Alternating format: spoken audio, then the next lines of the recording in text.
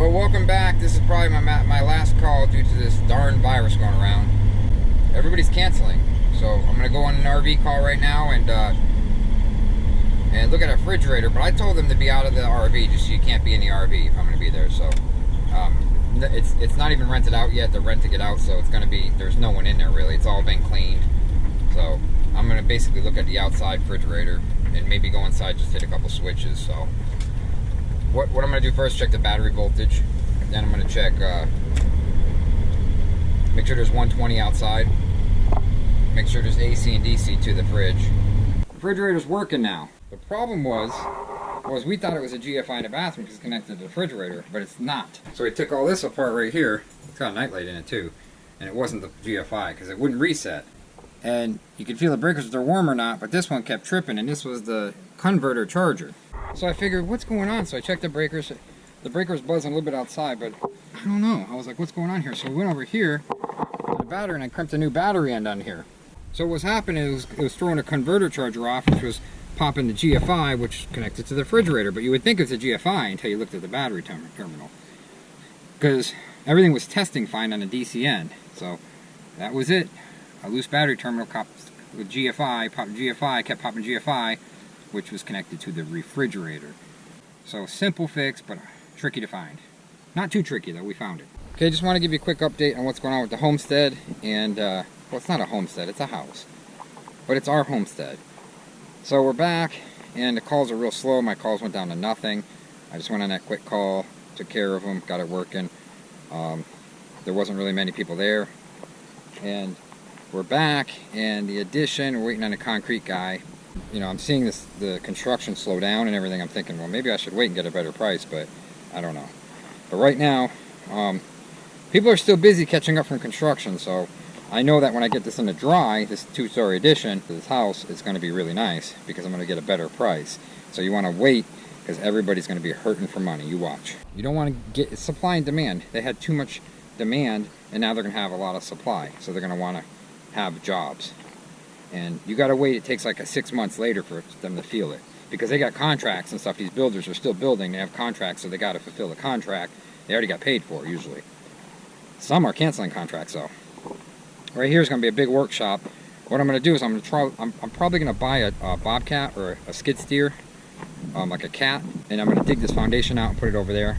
I'm probably going to do that myself, because what happens is construction slows down. All this heavy equipment's for sale for really cheap. And I already see them dropping like $2,000 on. I seen one for $12,000, a nice cat skid steer, and they're like 9,000 pounds, 10,000 pounds. And I think I'm gonna get the one with tracks, because tracks can really do good. And but they don't mess the wheels. Wheels are better for the grass because they don't mess the grass up. But tracks are better for construction. But if you could pick one up cheap and hold it for a couple years, when construction goes back up, you sell it, and I'll trade it for a tractor after. So I'll get the skid steer because I really need a skid steer before a tractor, and so I can move a lot of stuff here. And or I can rent one, but to rent one, I got to rent one for a week. It's almost $1,000. I'm gonna spend get a skid steer that's worth 12 or 13,000. Get it for like 9,000.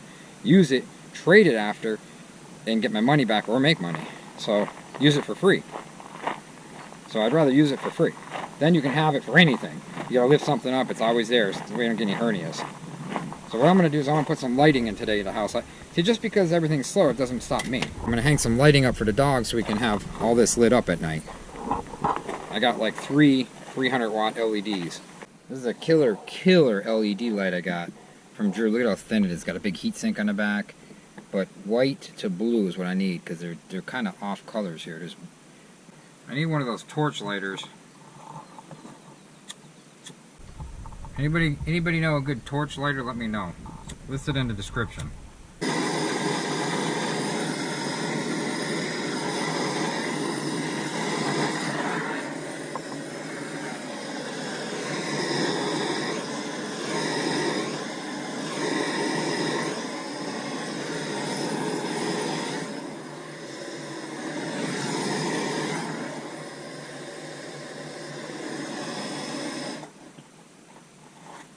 Almost too much heat.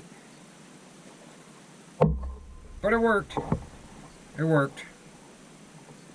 Ooh, almost too hot. Oh, that gets hot quick. Yeah, this is kind of cool stand. You can just kind of wire tie it for now.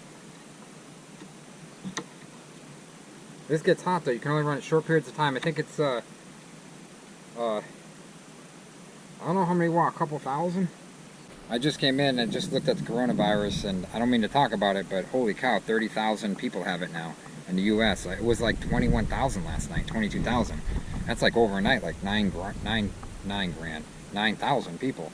Got the light, and I'm just gonna use the GFI as a switch now. You really shouldn't do that, but I'm gonna do it anyways. Oh! Whoa! You gotta step back here even in the daytime, it blinds you. I can't even see. It's like, I think it's like 500, 600, or 1,000 watts. You have to, but it's got like a heat sink. Oh, I think Papa Drew gave me this. You little buttercup. We do a lot for you, Boogie. Oh, you're getting gray. We do a lot for you. Oh, you don't even like to be petted, do you? You're getting old. We do a lot for that little dog. We lost our other dog, so we spoiled this one even more. Heather's right here doing a will. Are you doing a will? I am. You getting busy because people want wills?